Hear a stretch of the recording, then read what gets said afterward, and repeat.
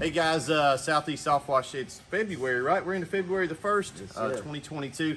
I haven't been doing a lot of pickup videos this month, well last month in January. I just kind of figure everybody's tired of seeing those. But you picked up in January, so he's proof that we are still sending out equipment. Yes, I think sir. we've sent out about 30 units so far this year.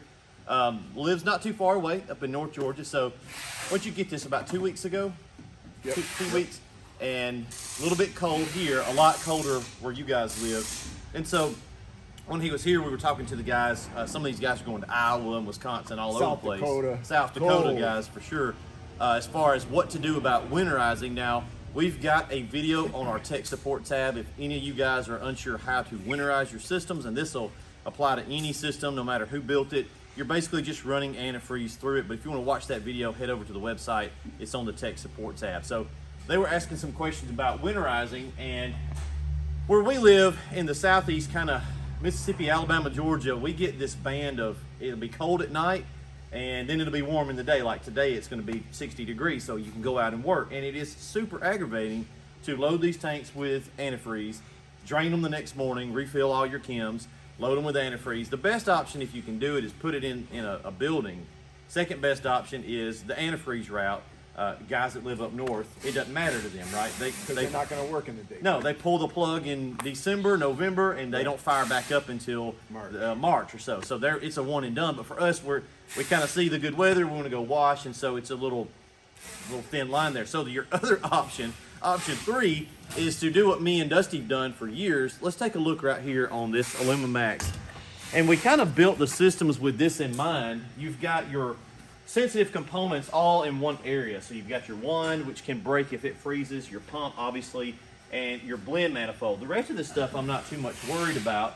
Also, we've got our pressure wash pump, which will have residual water in that. So if you're careful, you can take a halogen lamp or a heat lamp. Let's look at his truck and kind of orient it right here so that it's throwing just a little bit of heat right here to these 3 critical components here.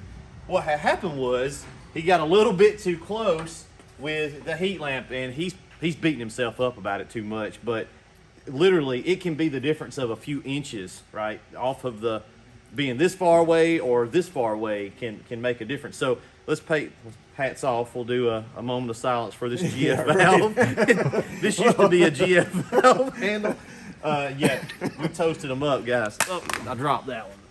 It's yeah, so it pretty much just melted the plastic. Now, you're not really going to know. I can't tell you, make it 10 inches away from, who knows what this distance is on your truck, but figure out where you want to put it, and then the best thing to do would be to just kind of hang out there for a few minutes, come back in 15 minutes and just check and make sure that none of these components, really you're not going to hurt the pump, but make sure none of these plastic components. Come in here and look at the manifold here.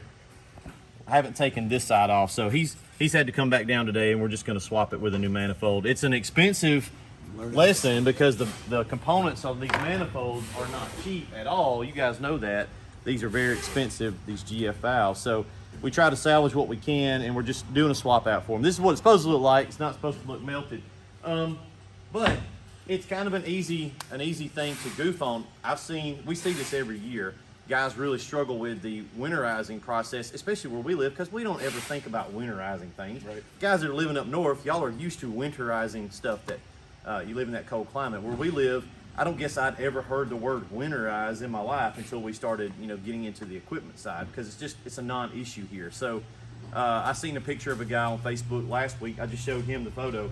Whole trailer destroyed because he put a heat lamp next to some plastic, and I think there was a fuel can involved, and I've actually seen 2 or 3 different photos of other guys. So it happens. I saw one in a van. You remember the van picture? Guy had a transit van. I'll show you that in a second. Completely destroyed. The whole van's gone. Like total the van. So you've got to be very careful. If you want to use the trick of the heat lamp, it's fine. It is super convenient. But make sure it's preferable to have the heat lamp, and just by all means keep it from getting too close to any of this more sensitive stuff. And if you're going to have something going over the heat lamp, make sure nothing is touching the heat lamp. Nothing's going to catch fire. Like they get very hot. You can burn yourself on a heat lamp really easily. So that's it, guys. Just wanted to bring you that video. We're still in the middle of February or early February, so we've got some cold days ahead. And you're great for taking care of this. No problem. for me, No Cody. problem. Yeah, He's beating yeah. himself up too much. But all right, guys. Hope you keep your stuff winterized and don't tear it up in the process. That's right. We'll see you later.